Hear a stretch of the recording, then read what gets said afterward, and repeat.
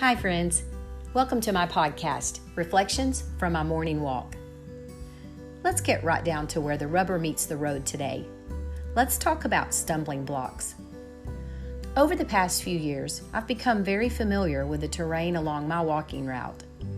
I have identified most of the natural obstacles, uneven pavements, construction areas, and slippery sidewalks that might get in my way, and friends, I steer clear of them. I also feel pretty confident that none of my neighbors are going to intentionally place something in my path to cause me to trip or fall. However, sometimes things do pop out of nowhere, and if I'm not careful, I might find myself tripping over something or worse yet, falling flat on my face.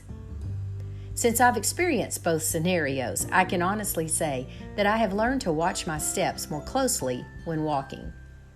However, when it comes to my spiritual walk, sometimes I'm not so cautious about watching the things I do or say that might cause others to get tripped up in their faith, or worse yet, fall completely away from Christ. If not careful, we as Christians might unintentionally become a stumbling block in the lives of others. A stumbling block is when a person acts in such a way as to cause another person to sin. While the mature Christian might be able to step over or walk around one of these stumbling blocks and avoid the temptation to fall, a new believer or an unbeliever might not be able to maneuver around or resist the obstacle or temptation that's been placed in their path. The Bible has a lot to say about stumbling blocks, and for the sake of time, I can't elaborate on all of the examples, so I'll highlight just a few. Just because an action is not clearly defined as sin in the Bible doesn't mean it can't offend or hinder someone who might be struggling with their own spiritual growth, or even interfere with God's plan for that person. In Matthew 16:23, it says, "But he, Jesus, turned and said to Peter, 'Get behind me, Satan, you are a hindrance to me, for you are not setting your mind on the things of God, but on the things of man.'" While Peter was certainly not going to stop Jesus from going to the cross, he could have become a stumbling block by getting in the way of God's eternal plan.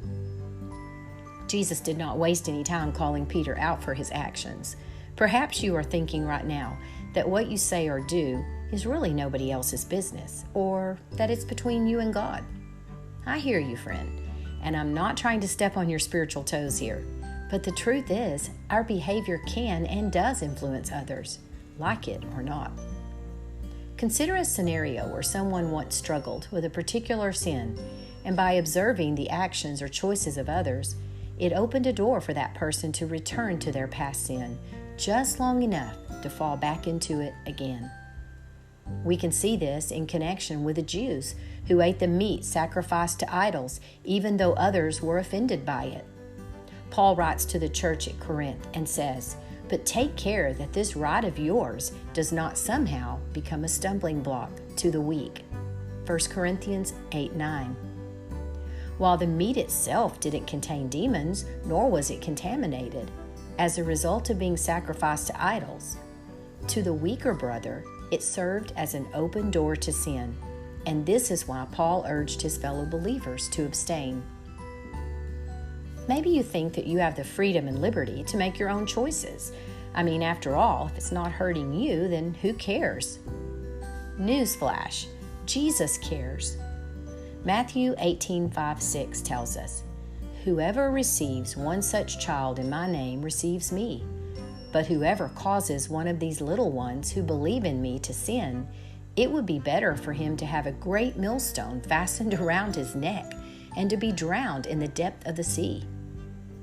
Jesus expects us to take the path that cares for others first and looks out for the immature Christian who could be harmed unintentionally by our actions.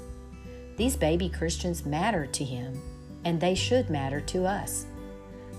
This path of wisdom and love seeks to avoid controversial actions and looks for opportunities to build others up in their faith, as opposed to seeking your own personal, selfish freedom and independence. Are you so intent on doing your own thing that you will allow it to destroy your testimony or ministry, or cause others to sin, or even hinder your own spiritual growth? What if we took what the devil meant as a stumbling block and turned it into a stepping stone to elevate others in their Christian walk? What if we were ready to catch new believers when they fall and redirect them down a path toward righteous living paved by the blood of Jesus Christ on the cross? Stumbling blocks are not about right and wrong. It's about focusing less on what we have the right to do and more on what we can choose to do to strengthen and encourage our brothers and sisters in Christ. What is that thing that you might be doing or saying that could cause someone else to stumble? What are you waiting for? Get rid of it. Start walking on the clutter-free path that God has created for you. Live your life every day, every minute, and every second like it matters to someone, because it does. Just ask Peter. Until next time, keep walking.